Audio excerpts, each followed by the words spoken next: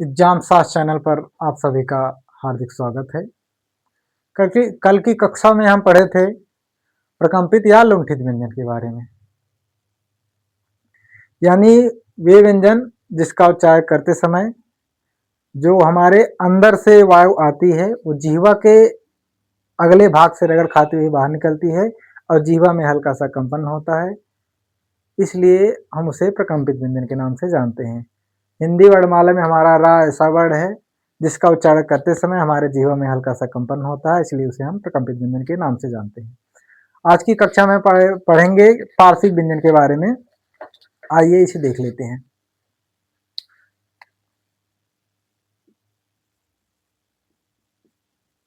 पार्श्विक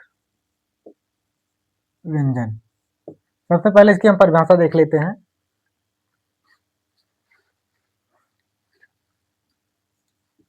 ल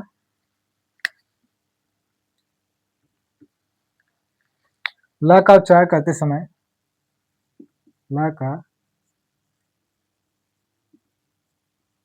उच्चारण करते समय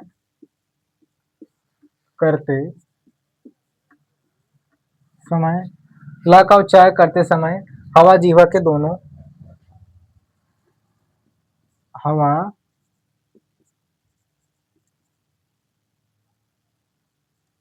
जिह्वा के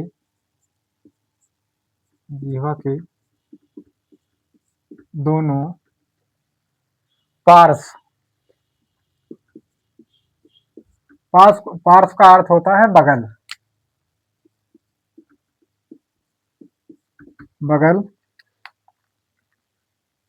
भागों से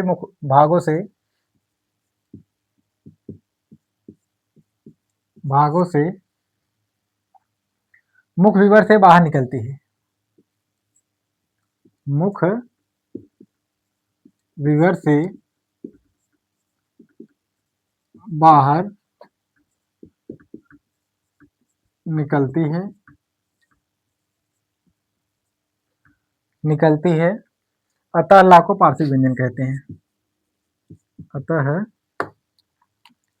ला को पार्श्विक व्यंजन कहते हैं। ला को पार्श्विक व्यंजन कहते हैं। आज हम पढ़ रहे हैं पार्श्विक व्यंजन। पार्श्विक का जो अर्थ होता है, पार्श्विक का अर्थ है बगल का। पार्श्व शब्द में एक प्रत्यय जुड़ा है तो पार्श्विक शब्द बना हुआ है, तो पार्श्विक का अर्थ है बगल का। तो ला का उच्चारण जब हम करते हैं, यानी ला को जब हम बोलते हैं तो हवा जिह्वा जो हमारे अंदर से हवा आती है वो जिह्वा के दोनों पार्श्व, जिह्वा जो हमारी जीभ है पार्श्व यानी उसके बगल से निकलती है। जो अंदर से हवा जब हम ला को बोलते हैं तो जब हमारे अंदर से जो वायु आती है वो जिह्वा यानी जीभ के दोनों बगल से इधर उधर से निकलती है, बगल भागों से मुख विवर से, यानी मुख विवर से बाहर आती है, इसलिए इसे हम पार्श्विक व्यंजन करते हैं। यानी ला ऐसा वर्ड है जिसका उच्चारण करते समय जो हमारे अंदर से वायु आती है वो जिह्वा के दोनों बगल से निकलती है, इसलिए इसे हम पार्श्विक व्यंजन कहते हैं। आज की कक्षा में हम पढ़ रहे हैं पार्श्विक व्यंजन, यानी वे व्यंजन वर्ड जिसका उच्चारण करते समय जो अंदर से वायु आती है वो जिह्वा के अगल या बगल से निकल करके हमारे मुख विवर यानी मुख से बाहर आती है, इसलिए उसे हम पार्श्विक व्यंजन कहते हैं। तो पार्श्विक व्यंजन की हमने परिभाषा आपको बता दिया है कि ला का उच्चारण करते समय हवा जिह्वा यानी जीभ के दोनों पार्श्व यानी बगल से भागों से मुख विवर से बाहर निकलती है, अतः ला को पार्श्विक व्यंजन कहते हैं।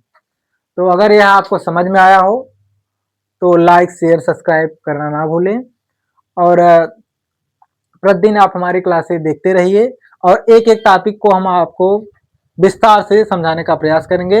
अगर आपको समझने में कहीं भी कोई दिक्कत हो तो आप कमेंट बॉक्स में जाइए, कमेंट करिए, आपको हम पुनः समझाने का प्रयास करेंगे। इसी के साथ धन्यवाद।